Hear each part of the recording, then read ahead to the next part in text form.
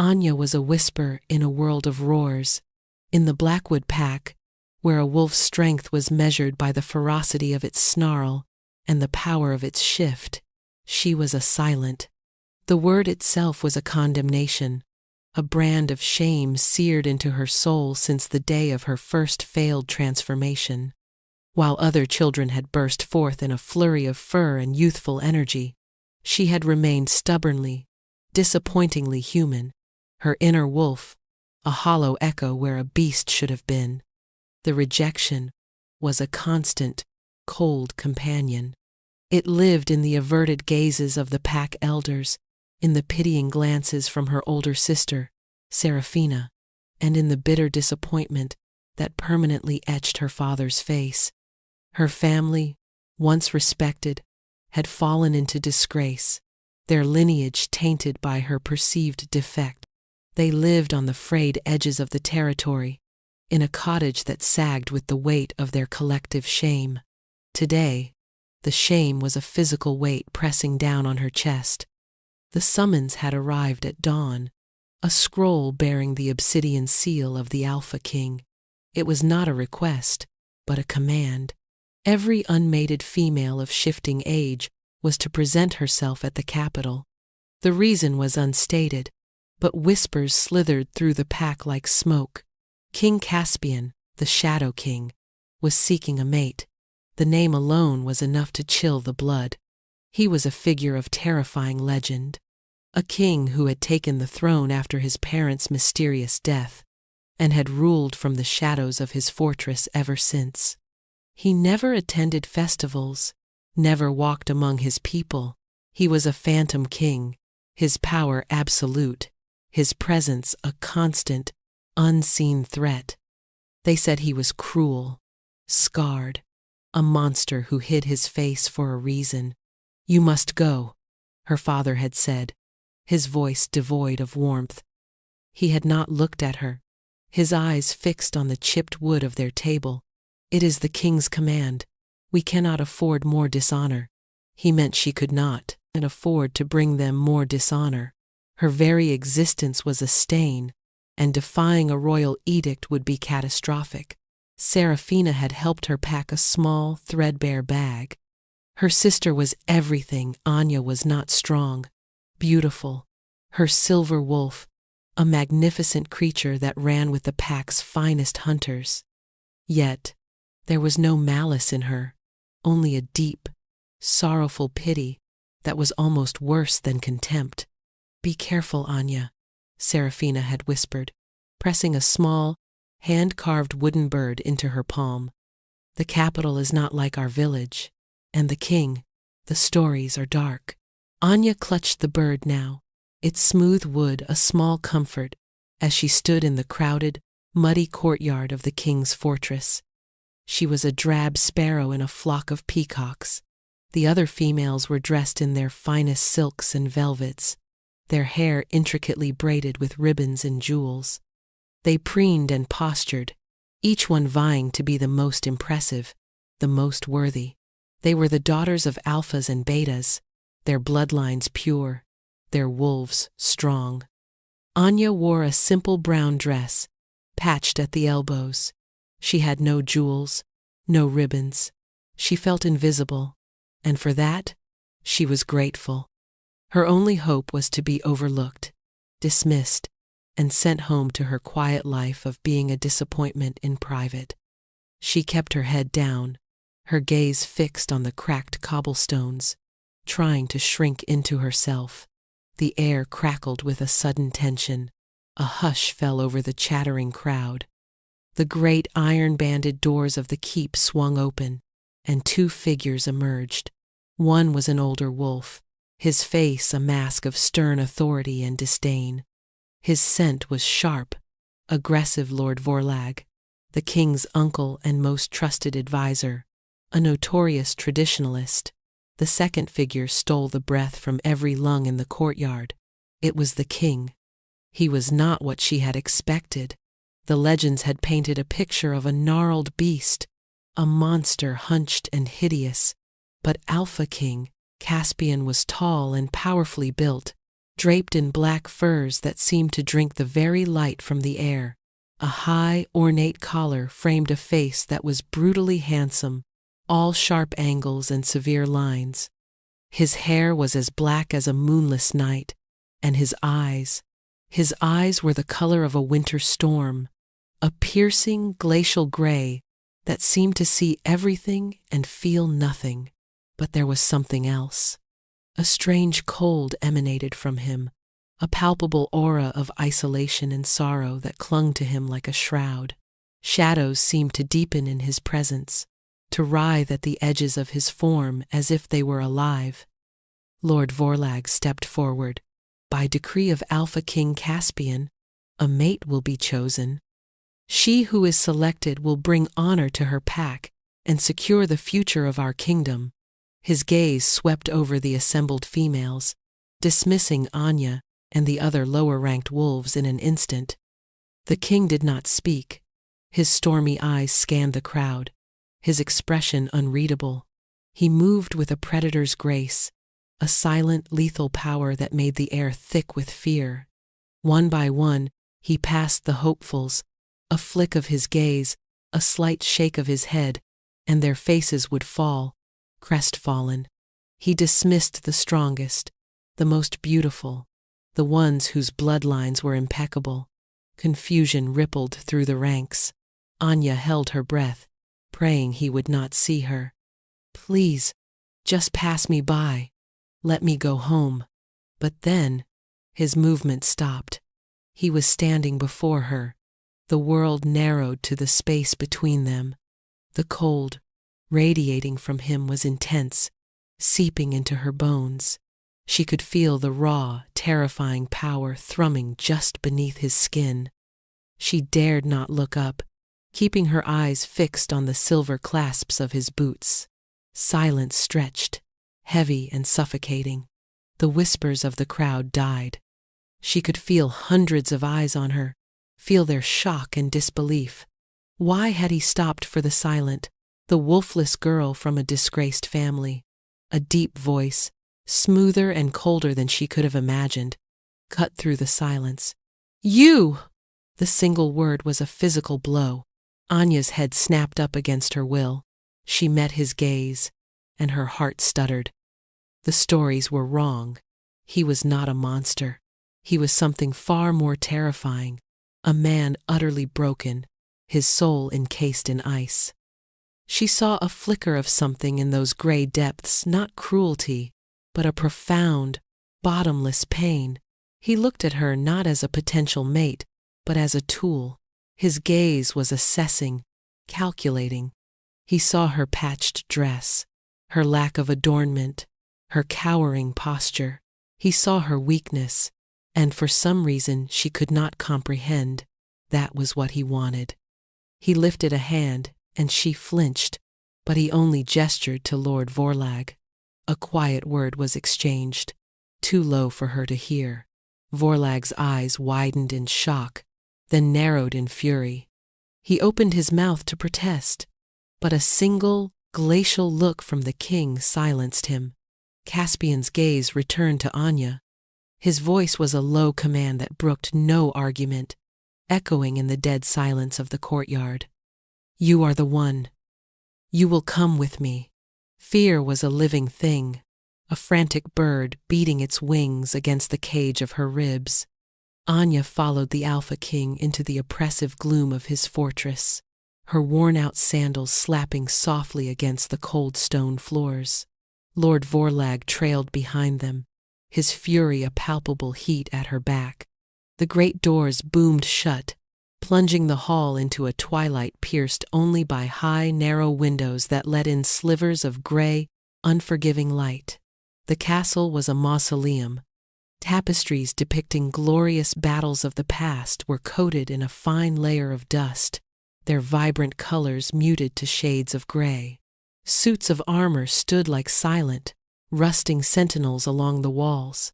There was no warmth, no life, no sound, but their footsteps echoing in the cavernous space. It was the home of a man who was already a ghost, King Caspian led her not to a throne room or a grand hall, but up a winding staircase into what was clearly his private study. The room was dominated by a massive oak desk and shelves, overflowing with books and scrolls. A fire crackled in the hearth, but it did little to chase away the room's profound chill.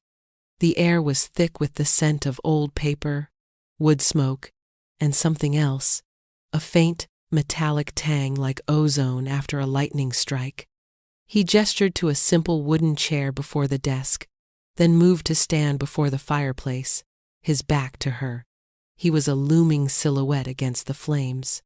"My lord," Vorlag began, his voice tight with outrage. "You cannot be serious. This girl, she is a silent. Her family is disgraced. She has no wolf, no standing, no power. She is an insult to our bloodline." Caspian did not turn. "That is precisely why she was chosen." His voice was calm, but it held an undercurrent of steel that made Vorlag flinch. "I require a maiden name only, a placeholder. Someone who will not challenge me, who has no political ambitions of her own, whose family is too weak to leverage this union for their own gain. She is perfect." Anya's blood ran cold. A placeholder, a tool. She was not a person to him, but a solution to a problem. The humiliation was a bitter pill to swallow, but it was overshadowed by a primal fear. "Leave us," the king commanded, his tone final. Vorlag sputtered for a moment, his face turning a dangerous shade of red, but the king's authority was absolute. With a last, venomous glare at Anya, the old wolf spun on his heel and stormed out of the room, slamming the door behind him. The silence that followed was heavier than before. Anya sat rigidly in her chair, her hands clenched in her lap, the small wooden bird Serafina had given her digging into her palm. Finally, Caspian turned from the fire. His face was unreadable, a mask of cold control. He walked towards the desk and sat opposite her, the massive piece of furniture a barricade between them. "Let us be clear about the nature of this arrangement," he began, his voice low and even. "You will be my queen. You will live in this castle. You will attend the necessary functions, and you will present a convincing illusion of a mated pair to the world. You will be given fine clothes, warm food, and a comfortable life. In return, you will be obedient, discreet, and you will ask no questions." Her throat was dry. And what of the bond? The mating? The words felt like ash in her mouth. A flicker of something dark and dangerous crossed his face.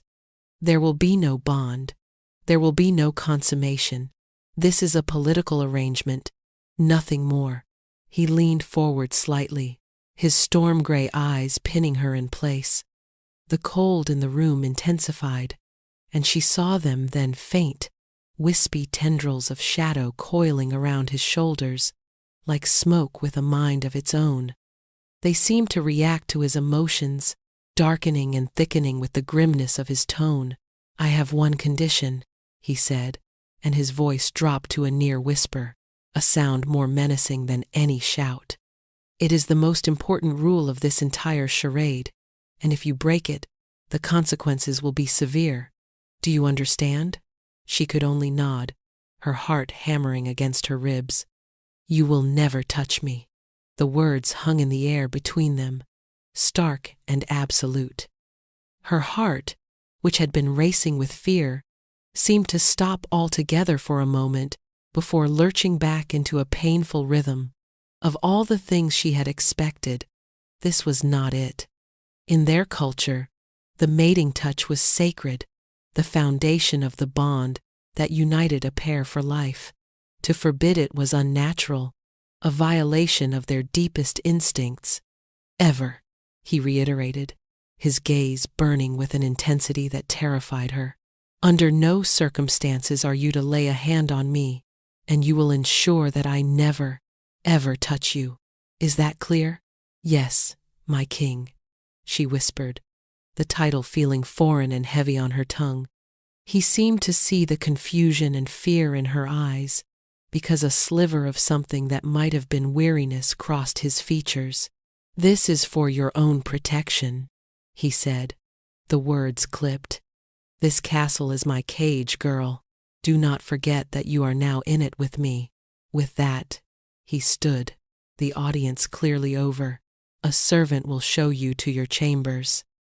They are in the opposite wing from my own. You will be brought what you need. He turned his back on her again, returning to his vigil by the fire, a solitary king guarding a secret she could not begin to comprehend. The shadows around him seemed to cling to him, a living cloak of darkness. Anya felt a strange, unwelcome pang of sympathy for the lonely, powerful man before her. It was quickly smothered by the overwhelming terror of her new reality. She was a prisoner in a gilded cage, mated to a king who refused to touch her, a queen in name only. Her life was no longer her own. It belonged to the Shadow King, and to the terrible secret reason he had for his one unbreakable condition. Anya's new chambers were as grand as they were desolate. They were a suite of rooms, larger than her entire family cottage, furnished with a huge canopy bed, a velvet fainting couch, and a wardrobe filled with gowns of silk and brocade in colors she had only ever dreamed of. But like the rest of the castle, a film of disuse lay over everything. The air was stale, the furniture shrouded in a ghostly layer of dust. No one had lived here for a very long time. The days that followed bled into one another in a haze of suffocating loneliness. She saw the king only at the evening meal, a tense, silent affair in a cavernous dining hall. They sat at opposite ends of a long, polished table, the distance between them a yawning chasm. He never spoke, his attention fixed on his plate, his posture rigid. The shadows were always with him, faint wisps that coiled at his collar and cuffs, a constant, unsettling reminder of his strangeness. The rule never touch me was a silent third guest at their table every night. The castle staff treated her with a fearful deference. They were ghosts themselves, moving with quiet efficiency, their eyes always downcast. They answered her questions with clipped, polite responses, but offered no warmth, no conversation. She was their queen, but she was also the king's property, and they were clearly terrified of him. Desperate for a breath of fresh air, for something real and alive in this stone tomb, Anya began to explore. She found her way to the castle's courtyard gardens, or what was left of them. They had once been magnificent, she could tell. The layout was intricate, with stone pathways, tiered flower beds, and the skeleton of a large glass conservatory. But now, it was a riot of neglect. Weeds choked the life from withered rose bushes, ivy crawled unchecked over statues, and the conservatory glass was cracked and grimy. It was a reflection of the king himself, she thought. Something that had once held the promise of beauty, now left to ruin and decay. Anya had always had a gift, a secret she kept, even from her family. It wasn't the strength of a wolf, but a quieter magic. She could feel the life force in plants, a gentle hum beneath the earth. She could coax seeds to sprout with a touch, could soothe the blight from a wilting leaf. It was a useless skill in a pack of warriors and hunters, another mark of her otherness. But here, in this dead garden, it felt like a purpose. She started small. She found a pair of rusted shears in a forgotten shed, and began to clear the weeds from a single rose bush. Her fingers, unused to such labor, were quickly raw and blistered, but she ignored the pain. As she worked, she hummed an old lullaby her mother used to sing, a simple, gentle tune. She focused on the tiny spark of life still lingering in the rose's roots, sending a silent, wordless encouragement to it. "Live," she pleaded with it. grow. She lost track of time, her world shrinking to the patch of dirt and the thorny stems in her hands. It was the first time she had felt anything other than fear and loneliness since arriving at the castle. From a high, shadowed window in his study, Caspian watched her. He had been drawn by the faint, unfamiliar sound of humming. He stood back from the glass, a phantom observer, his hands clenched behind his back. He had expected her to weep, to rage, to grow sullen and bitter in her confinement. He had not expected this. He watched as the wolfless girl knelt in the dirt, her fine new dress stained with mud, her brow furrowed in concentration as she tended to a plant that was all but dead. He watched for hours. He saw the way she spoke to the plants in a low whisper, the gentle way she cleared the weeds as if not to disturb the soil too much. There was a quiet strength in her, a stubborn resilience that he had not anticipated. It was an unwelcome complication. She was supposed to be a simple, inanimate pawn.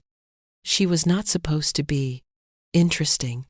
A sudden spike of anger from his uncle's unwanted visit earlier in the day caused a flicker in his control.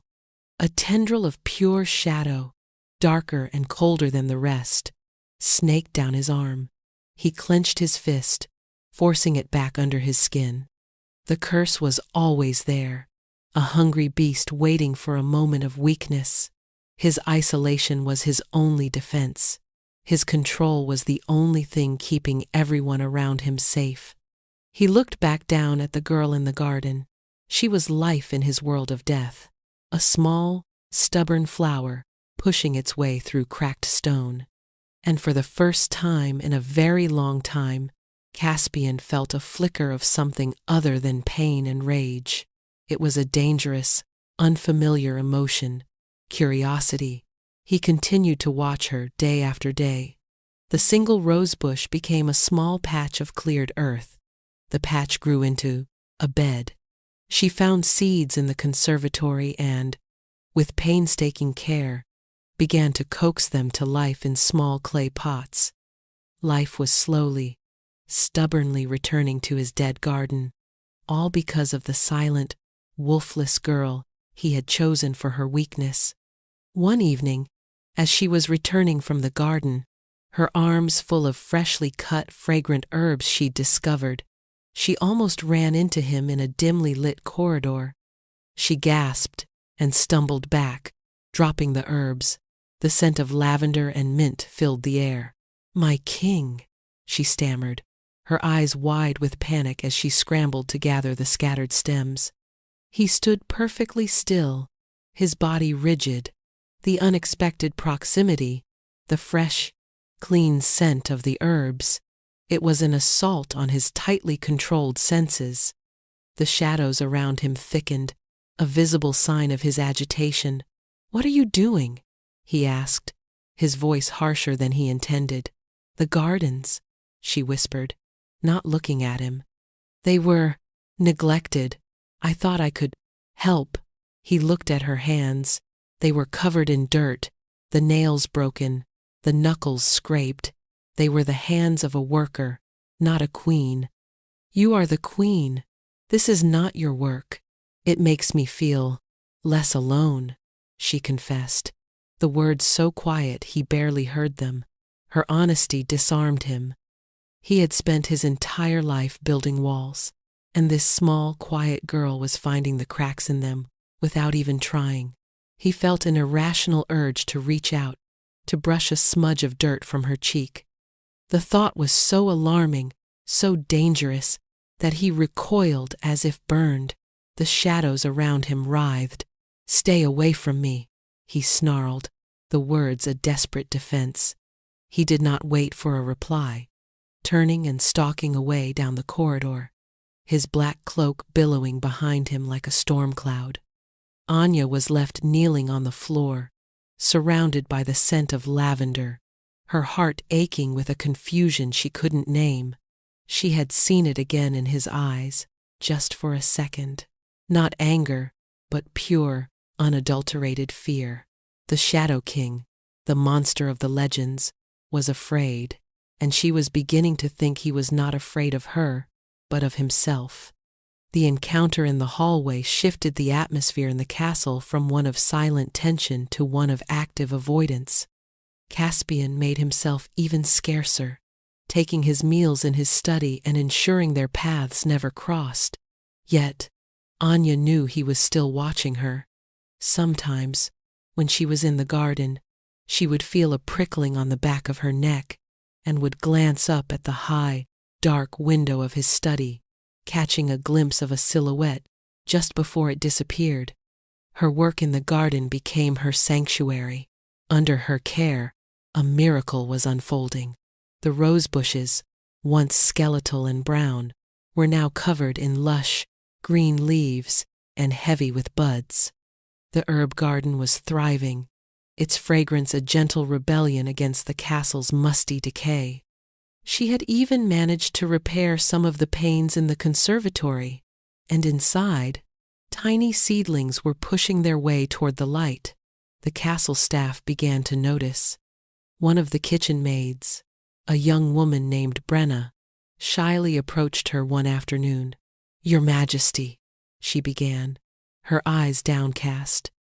The head cook was wondering, "Might we use some of your herbs? We haven't had fresh lavender in the kitchen since, well, for a long time." Anya's heart lifted. It was the first time anyone had spoken to her about something other than her immediate needs. "Of course," she said, her smile genuine. "Take whatever you need." Soon, small changes began to ripple through the fortress. The scent of fresh herbs drifted from the kitchens. A maid timidly placed a small vase of Anya's roses on the dining hall table. The food, once bland and functional, became more flavorful. They were small things, but in the oppressive stillness of the castle, they felt monumental. Life was seeping back into the stone walls, and it was flowing from her. The shift did not go unnoticed by Lord Vorlag. He saw her growing influence as a threat. He found her in the garden one morning, where she was carefully transplanting young chamomile sprouts. "Enjoying your little hobby, are we?" he sneered, his presence casting a pall over the sunny morning. He kicked at a loose stone on the path. "You should be focused on your duties, on providing the king with an heir." Anya stiffened, her hands freezing in the dirt. "The king has not. That is not part of our arrangement." Vorlag laughed, a harsh, grating sound. "An arrangement? Child, you are a broodmare, a deficient one at that, but your purpose is to secure the bloodline. Has he even touched you? Or does his affliction prevent it?" The insinuation was slick with venom. "I do not know what you mean," Anya said, keeping her voice steady despite the tremor in her hands. "Do not play the fool with me," he snarled, stepping closer. His scent was acrid, domineering. "I have known him since he was a boy. I know his weakness. This curse he carries, this shadow play. It is a taint on our family. A king must be strong, pure. He hides in his castle, afraid of his own power. He chose you, a wolfless stray, because he is too weak to handle a real she-wolf. He thinks you are too powerless to expose him." Vorlag leaned down, his face close to hers. "But you will be his undoing. A queen who cannot give him an heir is useless. And a king who cannot produce one is no king at all. The council is already whispering, your failure will be his downfall, and I will be there to pick up the pieces." He straightened up, a cruel smile twisting his lips. "Tend to your flowers, little queen. It is all you are good for." He strode away, leaving Anya kneeling in the dirt, his poisonous words echoing in her mind. So it was a curse, a physical affliction. That explained the shadows, the cold, the desperate rule of no touching. He was afraid of harming someone. He was afraid of what he was. Instead of frightening her, the revelation solidified the strange sympathy she felt for Caspian. His cruelty was a shield, His isolation was a prison he had built to protect others. Vorlag saw it as a weakness to be exploited, but Anya was beginning to see it as a terrible, lonely sacrifice. That night, she decided to act. She couldn't fight Vorlag with power or politics, but she had her own quiet magic. She spent hours in the herb garden, carefully selecting plants known for their calming properties: chamomile, valerian root, and a rare, silvery leaf called moon petal, said to soothe troubled spirits. She brewed a fragrant, steaming tea, her intentions focused and clear as she stirred the infusion. Peace, she thought. Let him have a moment of peace. She brought the tray to his study herself, ignoring the startled look from the guard at the door. She knocked softly. "Go away," came the gruff reply. She took a deep breath. "My king, I have brought you some tea. I thought it might help you rest." There was a long silence. Then, "Leave it outside the door.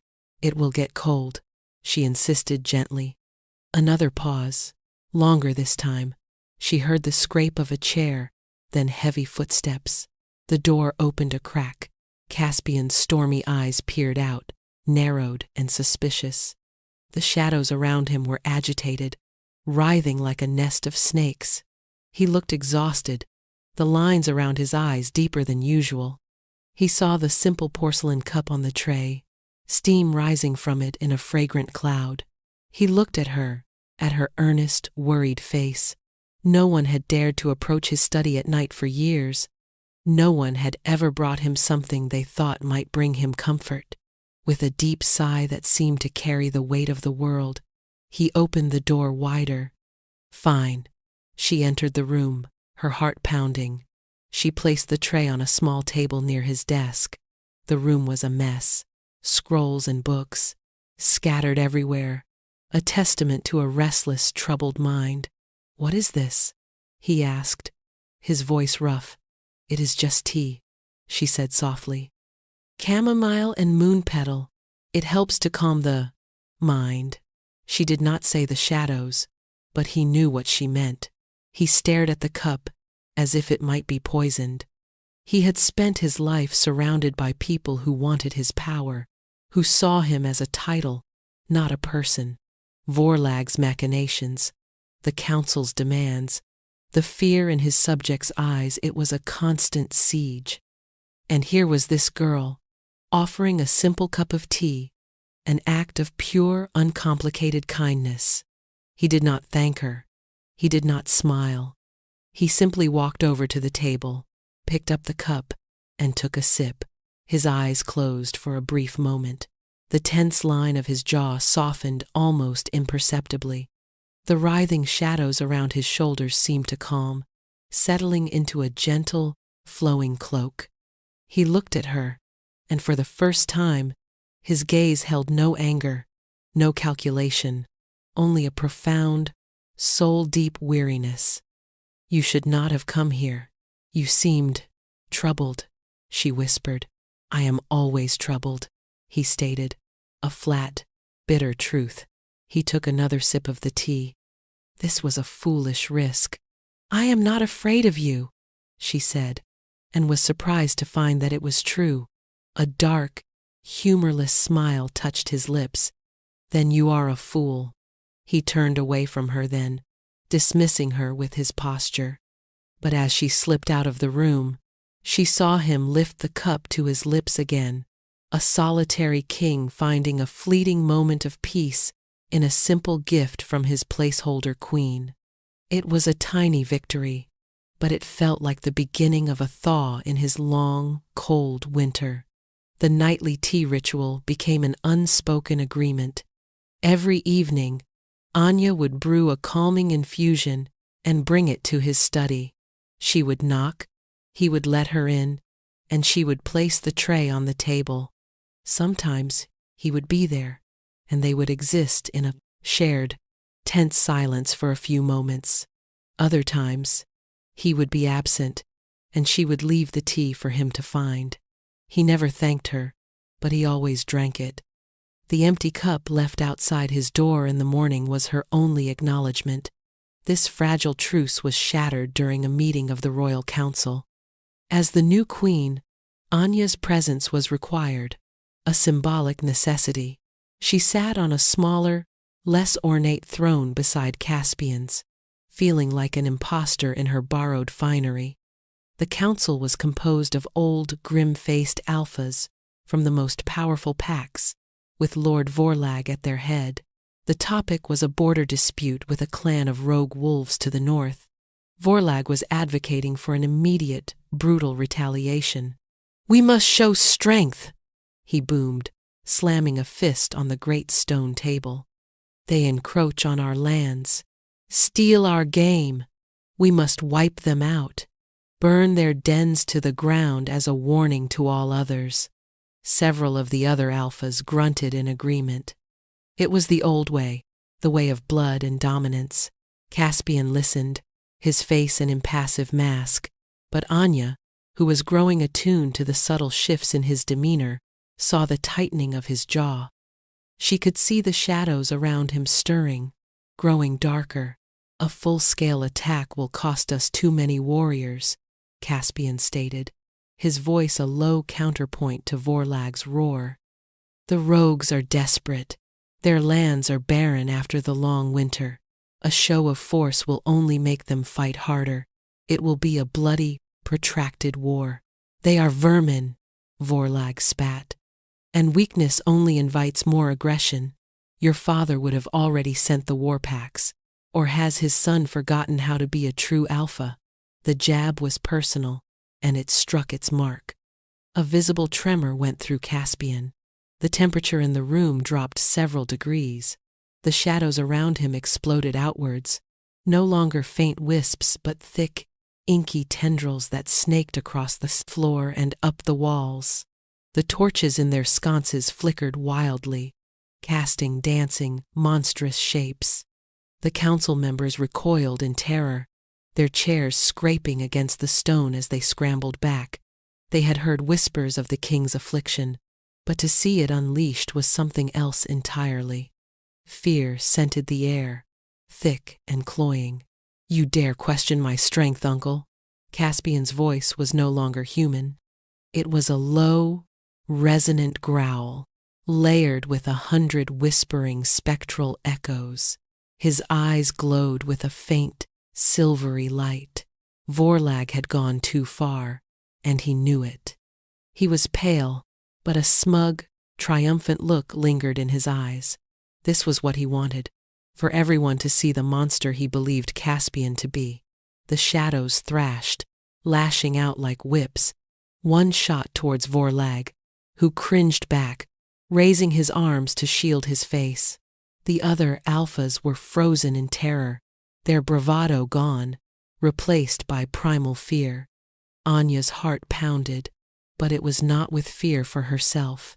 She saw Caspian, not as a monster, but as a man in agony, his control shattered, his curse raging.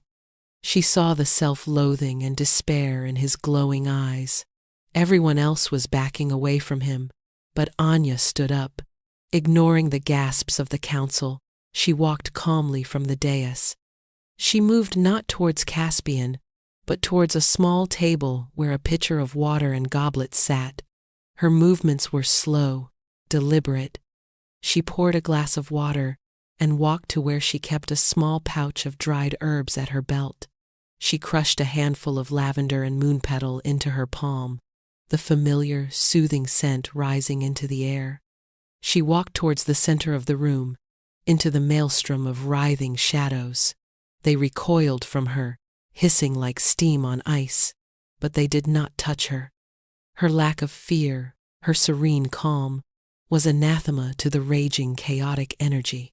"My king," she said, her voice clear and steady, cutting through the spectral whispers. "Caspian." He was panting, his knuckles white where he gripped the arms of his throne. His glowing eyes were fixed on her, a maelstrom of pain and fury. "They do not understand," she said softly, continuing to approach. "They see a monster because they are afraid, but I am not afraid." She held out her hand, palm up, showing him the crushed herbs. This is not a weakness. It is a part of you. You do not have to fight it alone. The scent of the herbs reached him, a familiar comfort in the midst of his inner turmoil. Her voice, her calm, her impossible courage, it was an anchor in the storm. He focused on her, on the impossible sight of her walking through the deadly manifestations of his curse, as if strolling through a garden. Slowly, painfully, the shadows began to recede. They bled back towards him, shrinking from their terrifying forms into the familiar wisps that clung to his clothes. The unnatural cold in the room lessened. The torches burned steadily once more. Caspian slumped back in his throne, the silver glow fading from his eyes, leaving them dull with exhaustion. He was breathing heavily, sweat beading on his brow. He had pulled back from the edge, but it had taken everything he had. And her. It had taken her. The council stared, dumbfounded. They had just witnessed the king lose control and become a terrifying spectacle. But they had also witnessed the wolfless, silent queen walk into the heart of that storm and tame it with nothing but a few herbs and quiet words. Vorlag's face was a mask of thwarted fury. His plan had backfired spectacularly. He had meant to expose Caspian as a monster, but instead, the event had somehow revealed a strange, powerful connection between the king and his unassuming mate. Caspian's eyes met Anya's across the room. The vulnerability in them was raw, stark. He had been laid bare in front of his council, his deepest, most shameful secret exposed. But for the first time, someone had seen the monster and had not run. She had walked towards it. Without another word, he stood on shaky legs and swept from the room, the doors slamming shut behind him with a deafening boom.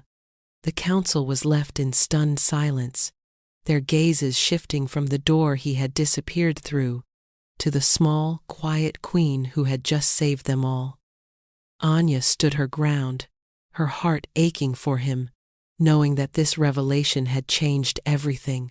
Later that night, a profound silence settled over the castle, heavier and more complete than usual. Anya knew Caspian would not come for the evening meal. She knew he had locked himself away, stewing in the shame and fury of his public exposure. The thought of him alone in the dark with his pain was a physical ache in her chest. She brewed the tea, her hands steady despite the turmoil inside her. This time, she added a touch of honey, a small comfort. She carried the tray through the silent, echoing halls to his study.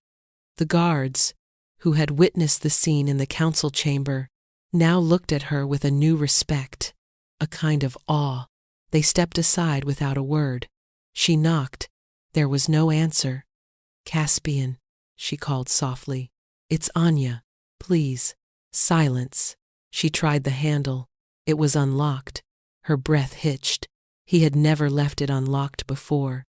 Taking that as a fragile invitation, she pushed the door open and stepped inside. The room was dark, the fire in the hearth reduced to smoldering embers. He was not at his desk. She saw him by the window, a dark silhouette against the moonlit glass. He was perfectly still, but the air around him vibrated with a contained, dangerous energy. The shadows were back, clinging to him like a second skin, thick and menacing. "You should not have come," he said, his voice a dead, hollow thing. He did not turn to look at her. "I brought your tea," she said, her voice barely a whisper. She set the tray down on the table, the clink of porcelain unnaturally loud in the silence. "I don't want it." "What happened today?" she began, but he cut her off. "What happened today is that my council saw the truth," he bit out, the words laced with self-loathing. "They saw the monster their king truly is." All of Vorlag's whispers and rumors confirmed in an instant. "They saw a king who is in pain," she corrected gently. They saw a king struggling with a burden they cannot comprehend. He finally turned, and the anguish on his face made her heart clench. The mask of cold indifference was gone, replaced by raw, naked vulnerability. "It is a curse, Anya. It has been in my bloodline for generations, a dark bargain my ancestor made for power. It passes to the firstborn son. It feeds on strong emotions, rage, grief, despair. My parents, they did not die in an accident. I killed them." The confession hung in the air, heavy and poisonous. "I was a boy," he continued, his voice breaking, "barely 16. I had my first shift, and the curse awakened with it. We argued, my father and I, a stupid argument, but my rage, it was uncontrollable. The shadows erupted from me. I didn't know what they were. I couldn't stop them. By the time I regained my senses," he choked on the words, turning back to the window, his shoulders shaking. They were gone. The curse had consumed them. Anya felt tears well in her eyes. The monster of the legends was a boy who had lost his parents in the most horrific way imaginable. A boy forced to become a king, haunted by a power he could not control. His entire life since that day had been a penance. His isolation, his coldness, it was all a desperate attempt to keep the beast caged, to prevent it from ever hurting anyone again. "That is why I chose you," he whispered, his voice ragged. "I knew I could never have a real mate. I could never risk that. The bond would amplify everything. If I felt love, the curse would twist it. If I felt jealousy, it would become a murderous rage. And the touch, the physical contact, is what solidifies the link. It would give the curse a direct conduit to another person. I would destroy anyone I cared for. I chose you because you were weak, unassuming. I thought you would be easy to keep at a distance. I thought I could protect you by keeping you separate, by never touching me," she finished for him, the pieces clicking into place. It wasn't a rejection of her. It was a desperate act of protection. "I was wrong," he said, turning back to her. His eyes were shining with unshed tears. "You are not weak. You are the strongest person I have ever met. You walked into that storm today, and you were not afraid. You quieted it. No one has ever been able to do that. Not even me." He took a hesitant step towards her, then another. The shadows swirled around his feet, agitated by the storm of his emotions. "I do not understand it. Your presence, it soothes the beast. It's as if you are the antidote to my poison." He stopped just before her, the rule of their arrangement, a shimmering, invisible wall between them. He was so close she could feel the cold radiating from his skin, could see the intricate silver threads in his gray eyes. The urge to reach out, to comfort him, was a physical force, an overwhelming instinct she had to fight to suppress. "Caspian," she breathed, her heart aching for him. "Don't," he whispered, his voice raw with desperation. "Please, do not tempt me to break the one rule that keeps you safe." This was the turning point. This was the moment where everything shifted. He had confessed his deepest secret, shown her his most vulnerable self. He saw her not as a pawn, but as something more, something he was terrified of wanting, terrified of needing. And she saw him not as a king or a monster, but as a man who had been carrying an impossible burden all alone. Feelings were confessed, not in words of love, but in a shared, terrifying honesty. The emotional climax was here, in the dark of his study, with the truth finally laid bare between them. But the resolution was still a world away. Vorlag was still a threat, the council was in turmoil, and the curse was still a part of him, a loaded gun in the hands of his emotions. Their fragile connection was a tiny candle flame in the face of a gathering storm. The aftermath of the council meeting sent shockwaves through the capital. Rumors flew, embellished with every telling. The king was a demon. The king was possessed. The new queen was a witch who held him in her thrall. The kingdom, already unsettled by Caspian's reclusive nature, was now teetering on the edge of panic. Lord Vorlag fanned the flames with practiced ease. He spoke in hushed, concerned tones to the other alphas, painting Caspian's outburst not as a momentary loss of control, but as a sign of his impending descent into madness. He framed Anya's intervention not as an act of courage, but as evidence of some dark, unnatural influence over the king. He is unstable, Vorlag argued in a secret meeting of the most powerful pack leaders. The curse of our bloodline has finally consumed him. And this silent girl he has brought into our midst? She is no true wolf. What magic does she wield to tame him so? It is unnatural. For the good of the kingdom, he must be set aside before he destroys us all. Caspian was aware of his uncle's treason. His network of spies, though neglected, was still functional, but he was trapped. To move against Vorlag now would be seen as the act of a paranoid tyrant, confirming everyone's fears. He was paralyzed, forced to watch as his uncle turned his own counsel against him. Their fragile, newfound intimacy became Caspian and Anya's only refuge. He no longer sent her away from his study. She would bring his tea, and she would stay, sitting in the chair by the fire while he worked at his desk. They rarely spoke, but the silence was no longer tense or empty. It was a comfortable quiet, a shared solitude. Her presence was a balm to his frayed nerves, and the shadows, while always there, remained calm and subdued in her company. One evening, he looked up from a scroll, his eyes shadowed with worry. Vorlag is planning to make a move at the blood moon ceremony. Anya's blood ran cold. The blood moon ceremony was one of the oldest and most sacred shifter rituals, a time when the pack's bonds were renewed and the Alpha King's dominance was reaffirmed. It was a public event, attended by all the major alphas and their packs. It was the perfect stage for a coup. What will he do? She asked. He will challenge my authority, Caspian said, his voice grim. He will use my curse as proof of my unfitness to rule. He will demand I be deposed. The council would not dare. They are scared, Anya, he interrupted. Vorlag is offering them a simple solution, a return to the old ways.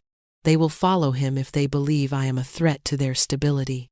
He ran a hand through his dark hair, a gesture of profound frustration. I cannot fight him. If I show anger, if I unleash the curse, I prove him right. If I do nothing, I appear weak and confirm his accusations. He has me trapped. Anya looked at him, at the powerful king brought low by a battle he couldn't fight. She thought of her garden, of how she had brought life back not with force, but with patience and gentle encouragement. Perhaps the same principle applied here. Then don't fight him with force, she said softly. He looked at her, confused. Don't fight him at all. Show them something else, not the monster he wants them to see. Show them the king you truly are. And what king is that? He asked bitterly. A broken man hiding in the shadows. No, she insisted, standing and walking closer to his desk. She stopped a careful foot away, respecting the invisible barrier between them. A king who has carried a terrible burden to protect his people. A king who has sacrificed his own happiness for their safety. A king who is strong enough to be vulnerable. He stared at her, a flicker of hope warring with a lifetime of despair in his eyes. They will not see it that way. Then we will make them see, she said, a fierce determination hardening her voice. Vorlag wants to show them a monster. We will show them a man. And his queen, for the first time, a genuine, albeit small, smile touched Caspian's lips. He had been alone in his fight for so long.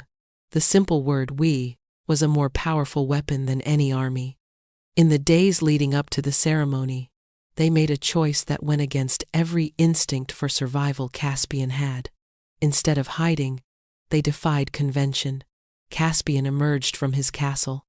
With Anya by his side, always a careful, prescribed distance between them, he walked through the capital's marketplace.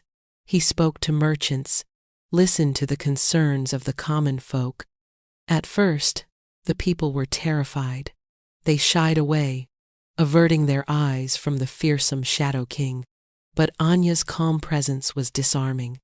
She smiled at children, inquired about families, and her gentle nature seemed to create a protective buffer around the king. The people saw their quiet, unassuming queen, who was not afraid, and their own fear began to lessen. They saw a king who did not roar and threaten, but who listened with a grave, thoughtful expression. It was not what they expected. Caspian, for his part, found the experience both terrifying and strangely liberating. He felt the constant pull of the curse, urging him to retreat into the safety of his fortress, but Anya's presence beside him was a steady anchor. He was risking everything, exposing himself to the world, but he was not doing it alone. He was rejecting the political marriage Vorlag had wanted for him, a union with a powerful Alpha's daughter that would have been a strategic alliance. By appearing with Anya, by presenting her as his chosen mate, he was making a public act of defiance. He was choosing her, the silent, wolfless girl, over power and tradition. It was a sacrifice of political standing, a choice made for the woman who had seen his soul, not his title. It was a gamble that would either save his throne or cost him everything. The night of the blood moon ceremony arrived, cloaking the mountains in a crimson glow. The entire kingdom had gathered in the grand amphitheater, a vast, open-air circle of stone carved into the mountainside. Torches burned brightly, casting flickering shadows that danced like frantic spirits. The air was thick with tension and the musky scent of thousands of wolves. Anya stood beside Caspian on the central dais, overlooking the sea of faces. She wore a simple gown of deep blue, the color of twilight, a stark contrast to the blood-red banners that snapped in the wind. She felt a tremor in her hand and clenched it into a fist, hiding it in the folds of her dress. Caspian stood tall and regal in his black ceremonial armor, but she could see the strain in the rigid set of his shoulders. The shadows around him were agitated, a constant, restless shimmer. Lord Vorlag stood with the Council of Alphas, his expression one of smug certainty. He had spent weeks sowing dissent, and tonight he would reap his reward. The ceremony began with ancient rituals, chants, and offerings to the moon goddess. Finally, the moment came. As tradition dictated, the Alpha King was to step forward and receive the ceremonial affirmation of loyalty from his alphas. But before Caspian could move, Vorlag stepped forward, his voice booming across the amphitheater. "We cannot, in good conscience, pledge our loyalty to a king who is a danger to us all." A shocked murmur rippled through the crowd. This was open rebellion. Vorlag pointed a trembling, accusatory finger at Caspian. "We have all heard the stories. Many of us have now seen the truth with our own eyes. Our king is enthralled by a dark power, a curse that makes him a monster. He is unstable, unfit to rule. He hides a monstrous form, a beast of shadow that threatens to consume him and our kingdom with him. He turned his venom on Anya, and he has taken this wolfless witch as his mate, a barren, silent girl who holds him in her thrall with unnatural means. He has rejected strong bloodlines and alliances for her. He is not thinking of the kingdom. He is lost to his madness." The crowd was in an uproar. Fear and confusion warred on their faces. The other alphas on the council looked at each other, their expressions grim. Vorlag's words, though treasonous, echoed their own deepest fears. Caspian stood like a statue of ice, his face unreadable. Anya could feel the rage building in him, a volcanic pressure. The shadows around him thickened, beginning to coalesce into tangible forms. This was Vorlag's trap. He was goading Caspian into an outburst to prove his point to the entire world. But Anya had seen this coming. She had a plan. She placed a hand on Caspian's arm, a shocking, forbidden act. He flinched as if struck by lightning, his head snapping around to look at her, his eyes wide with panic. "Anya, no," he hissed, trying to pull away. The brief contact sent a jolt of icy, chaotic energy through her, but she held on. "Trust me," she whispered, her voice a low, urgent plea. She turned to face the crowd, her hand still on his arm, a visible symbol of their connection. Her voice, though not loud, carried a strange resonance in the sudden hush, a quiet strength that commanded attention. "You speak of curses and monsters, Lord Vorlag," she began. "But the only monster I see here is the one bred by fear and ambition. You say your king is weak. I say he is the strongest man I have ever known." She looked out at the faces of the crowd, meeting their eyes without flinching. "For years, your king has lived in isolation, not out of cruelty, but as a sacrifice. He carries a heavy burden, a power he did not ask for, and he has chosen to cage himself rather than risk harming a single one of you. He has borne this pain in silence, alone." She squeezed Caspian's arm gently. The shadows around him were still thrashing, but they were no longer expanding. Her touch, her calm, was acting as a dam against the flood of his rage. "You see his power as a curse," she continued, her voice rising with passion. "I see it as a part of him, just as the wolf is a part of you. It is not evil.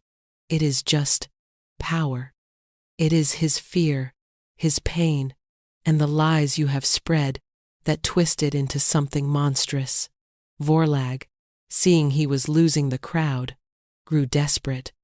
He reached into his cloak and pulled out a small, jagged obsidian shard. It pulsed with a malevolent purple light, a forbidden artifact, drenched in dark magic. "You see, the witch defends him," he roared. "Let me show you the true face of your king." He pointed the artifact at Caspian. A beam of sickening purple energy shot out and struck him in the chest. Caspian roared, a sound of pure agony, not of a man, but of a beast. The shadows exploded from him. It was 1,000 times worse than in the council chamber. A tidal wave of darkness erupted, forming into a monstrous, shifting creature of nightmare, with glowing silver eyes and thrashing tendrils. The temperature plummeted, and a wave of pure terror washed over the amphitheater. Wolves and shifters cried out, scrambling back, trampling each other in their panic. The shadow beast, driven by the artifact's dark magic and Caspian's agony, was a creature of pure, mindless rage. It was no longer under his control. It was the curse made manifest. It threw its head back and roared, the sound echoing with the whispers of 1,000 tormented souls. Vorlag smiled in triumph. He had his monster, the beast's glowing eyes fixed on the nearest threat, the source of its pain.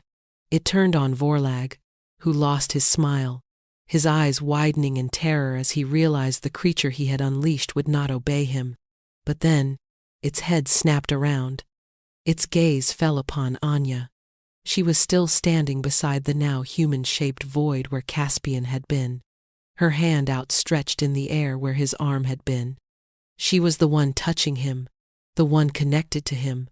The monster saw her as part of itself, and also as the most vulnerable part. Inside the raging storm, Caspian was fighting. He had one last sliver of control, one last coherent thought: protect her. The shadow beast reared up, a massive tendril forming into a sharp, spear-like point aimed directly at Anya's heart. With a final, monumental act of will, Caspian forced the creature to turn its rage inward. He chose to let the curse consume him, to self-destruct, rather than allow it to harm her. The beast shuddered, turning on itself, tendrils lashing and tearing at its own shadowy form. It was going to rip itself apart and take Caspian's soul with it. This was his ultimate choice, to sacrifice his own existence to save hers. No! Anya screamed, tears streaming down her face. She would not let him do this. She would not let him die for her. She finally understood. The curse fed on rage, on pain, on fear. Fighting it only made it stronger. She had to do the opposite. Ignoring the panicked screams of the crowd, she did the one thing he had forbidden, the one thing she knew she had to do. She ran forward, straight into the heart of the raging, self-destructing shadow monster. She threw her arms around the epicenter of the storm, the place where she knew Caspian's body was, and she held on tight. She pressed her face against his chest, a full-body embrace that shattered his one and only rule.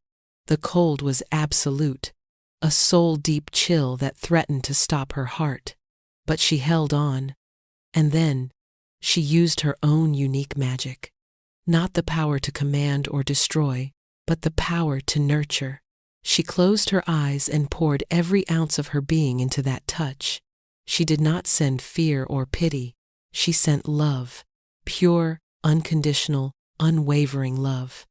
She sent acceptance, not just for the man, but for the shadows, for the curse, for every broken part of him. She sent hope. She sent the memory of the sun on the roses in her garden, the scent of lavender, the feeling of peace in their shared silence. I am not afraid, she sent through their newfound connection. I see all of you, and I love all of you. You are not a monster. You are my king. You are my mate. A blinding flash of silver-white light erupted from them, expanding outwards, washing over the entire amphitheater. It was not a violent explosion, but a gentle, cleansing wave. It was the light of a soul being made whole. When the light faded, the monstrous shadow beast was gone. Caspian stood in the center of the dais, his black armor cracked and broken. The shadows were still there, but they were different. They no longer writhed with menace. They flowed around him like a cloak of living midnight, calm and controlled. They were no longer a curse, but simply a part of him, integrated and tamed. A new, immense power radiated from him, balanced and whole. Anya was still in his arms. He was holding her tightly, his face buried in her hair. He was warm. For the first time, his skin was not unnaturally cold. He was trembling, not with rage, but with the sheer, overwhelming emotion of being touched, of being accepted, for the first time in his life. He lifted his head and looked at her, his storm-gray eyes clear and full of a love so profound it stole her breath. The curse was broken, not by destroying the darkness, but by embracing it with light. Her soft power, her love and acceptance, had been the key all along. It had not been a battle. It had been a surrender. Silence, absolute and profound, fell over the amphitheater. The thousands of wolves, who had been fleeing in terror, now stood frozen, staring at the scene on the dais. They had witnessed their king become a monster, and then they had seen him transformed by the impossible courage of his queen. Caspian slowly released Anya, though his hands lingered on her arms, a touch that was now filled with reverence instead of fear. He turned to face the stunned crowd, his new, integrated power flowing around him, not as a threat, but as an undeniable aura of command. The shadows swirled at his command, forming into a solid dark throne behind him. He did not need the stone one anymore. His gaze fell upon Vorlag. The old wolf was on his knees, the obsidian artifact shattered on the ground beside him, its power extinguished. His face was a mask of disbelief and terror. His ultimate weapon had failed, and his rebellion had crumbled to dust. "Lord Vorlag," Caspian's voice rang out, clear and powerful, holding none of the spectral echoes of the curse, only the pure, resonant authority of a true king. "You stand accused of high treason. You used forbidden magic against your king and endangered every soul in this kingdom, all for your own selfish ambition. You have sowed fear and division where there should be unity." He did not need to shout. Every word was a hammer blow of judgment. "You preach of strength and the old ways," Caspian continued, his eyes cold as steel. "The old ways valued loyalty. They valued honor. You have neither. Your strength is a bully's rage, and your honor is a coward's lie." He raised a hand, and two of his royal guards, their faces filled with a new, unwavering loyalty, moved to seize Vorlag. The other alphas, who had been on the verge of siding with the traitor, now stood silent and shamed, their gazes fixed on the ground. "You are stripped of your title and your lands," Caspian decreed. "You will be exiled to the barren peaks, to live out your days as the rogues you so despised. You will have no pack, no name. You will be a silent ghost, forgotten by the world you sought to rule." Vorlag was dragged away, sputtering and cursing, his words lost in the vast silence of the amphitheater. The threat that had haunted Caspian's reign was finally neutralized. Caspian then turned his attention to the Council of Alphas. They flinched under his gaze, expecting punishment, perhaps even death, for their wavering loyalty. "You let fear guide you," he said, his tone stern but not cruel. "You listened to the whispers of a traitor because you did not understand me. That is a mistake I will not allow to happen again. My reign will not be one of shadows and distance. It will be one of truth and transparency." He looked at Anya, and his expression softened, a warmth entering his eyes that stunned the onlookers. He held out his hand to her. "This is your queen. Her name is Anya. She is not a witch. She is not a placeholder. She possesses a strength that none of you could comprehend, a strength of heart, of courage, of compassion. It is this strength that saved me. It is this strength that will now help me lead you." He drew her to his side, his arm wrapping around her waist in a gesture of proud possession. "Our kingdom will no longer define strength by the sharpness of a claw or the power of a snarl alone. We will value courage in all its forms. We will value loyalty born of love, not fear. We will be a kingdom that heals, that nurtures, that endures. This is the new way." He then looked down at Anya, his voice dropping so only she could hear. "And now for the most important tradition of the night." Before she could ask what he meant, he lowered his head, his lips capturing hers in a kiss that was both a promise and a proclamation. It was a kiss of fire and shadow, of a winter storm meeting the gentle warmth of spring. It was a kiss that sealed their bond in front of the entire world. The crowd, which had been holding its collective breath, erupted. A single wolf let out a joyous howl, and it was answered by another and another, until the entire amphitheater was filled with the sound of 1,000 wolves howling their approval, their loyalty, their joy, to the moon and their newfound king and queen. As they finally broke the kiss, Caspian leaned his forehead against hers. "There is one more thing," he murmured, his thumb gently stroking her cheek. With a grace that was both feral and tender, he bent his head and gently bit the juncture of her neck and shoulder. A jolt of pure, ecstatic energy surged through Anya.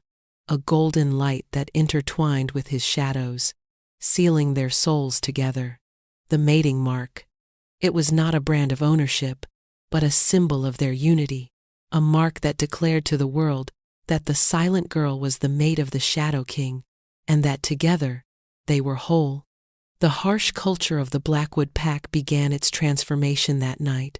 They had seen a different kind of power, a quiet resilience that had triumphed over brute force and dark magic. Their prejudices, their rigid definitions of strength, had been shattered.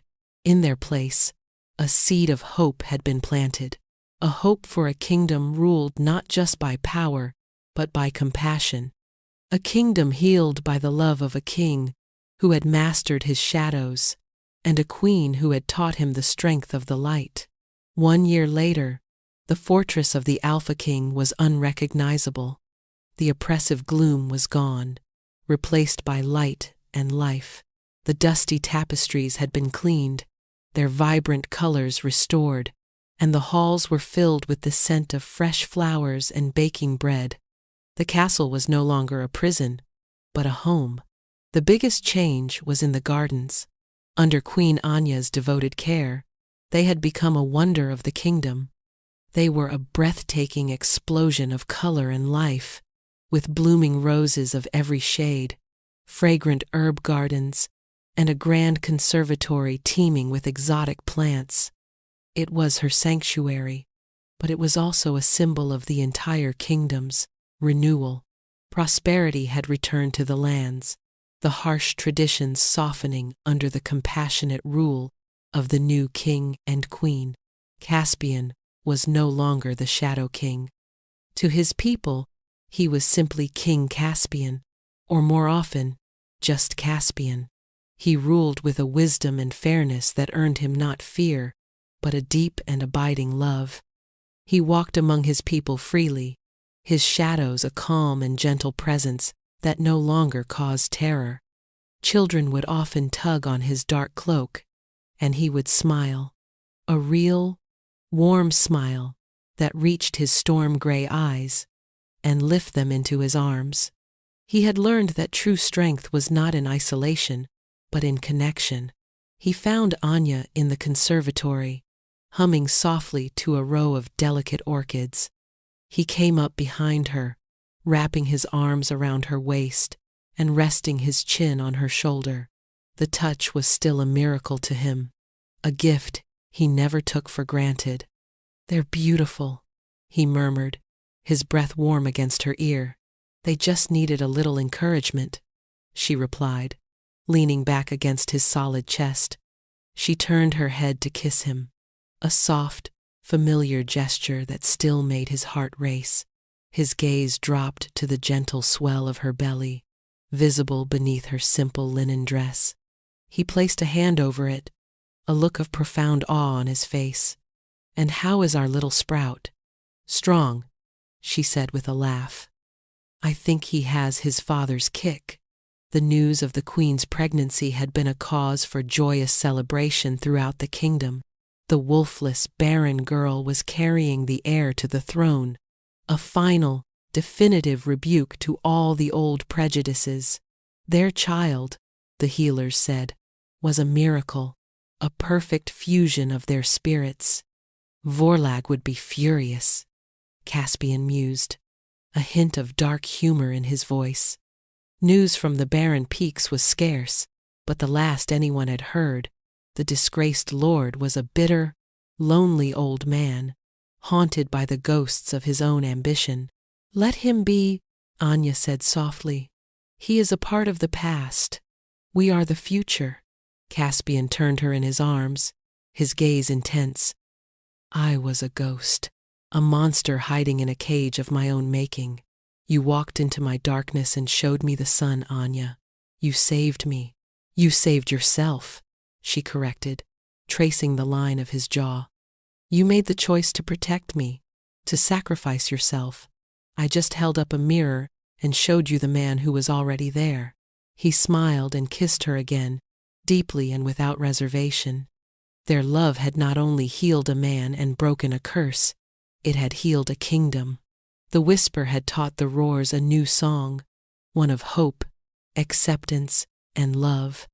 And as the sun set, casting a golden glow over the flourishing gardens, the king and his queen stood together, their united shadows stretching long before them, ready to welcome the new life that was their legacy.